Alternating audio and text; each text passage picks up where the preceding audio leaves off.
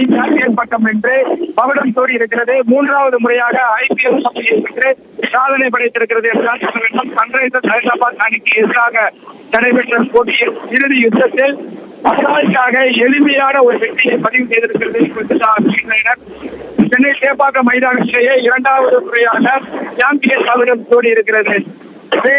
தலைமையிலான Kolkata night Riders அணி 17வது IPL cricket தொடரில் சாம்பியன் பட்டம் என்று IPL தொடரில் 3 முறை சாம்பியன் பட்டம் வென்ற அணி என்ற ஒரு பெருமையை தட்டி சென்றிருக்கிறது.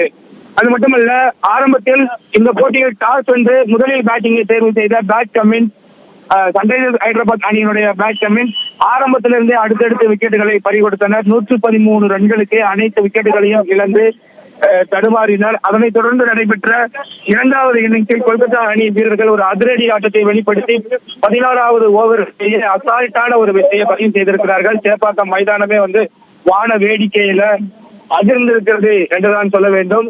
கொல்கத்தா நைட் ரைடர்ஸ் ரசிகர்கள் வெற்றியை கொண்டாடி கொண்டிருக்கிறார்கள். 3வது முறையாக சாம்பியன் மகுடம் இருக்கிறார்கள்.